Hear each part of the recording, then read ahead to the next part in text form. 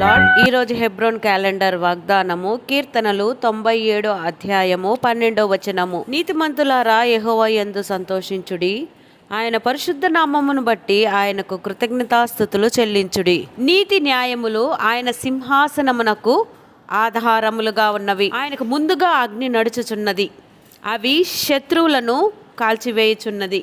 కాబట్టి మనకు ముందుగా నడిచేవాడు యెహోవా, యెహోవాకు ముందుగా నడుచున్నది అగ్ని. అగ్ని శత్రువులను కాల్చివేసేదిగా మనం ఇక్కడ చూస్తూ వస్తున్నాము. నీతిమంతుల కొరకు వెలుగును, యథార్థవంతుల కొరకును ఆనందము విత్తబడి ఉన్నది. కాబట్టి ప్రభు పిల్లలు ఎప్పుడు ఏ పరిస్థితులు అయినప్పటికీ వారు ఆనందంగా సంతోషంగా ఉంటారు. శ్రమలలో కూడా వారు ప్రభు ముఖాన్ని చూడగలిగే వారిగా, వారు వాగ్దానాల మీద ఆధారపడి ఎల్లప్పుడూ ఆనందంగా ప్రభునందు సంతోషించేవారిగా, పాటలు పాడేవారిగా ఉంటారు.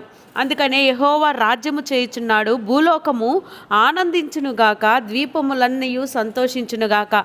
ఈ సంతోషము మనకు ఎప్పుడు వస్తుంది అని అంటే, నీతిమంతులారా యెహోవా యందు సంతోషించుడి. మనము నీతిని కలిగి జీవించినప్పుడు మనం యెహోవానందు సంతోషించేవారిగా ఉంటాము. ఆయన పరిశుద్ధ నామమును బట్టి ఆయనకు కృతజ్ఞతాస్తుతులు చెల్లించుడి. పరిశుద్ధుడైన దేవుణ్ణి ఎల్లప్పుడూ మనము స్తుతి చేస్తూ కృతజ్ఞతలు చెల్లిస్తూ ఉండాలి.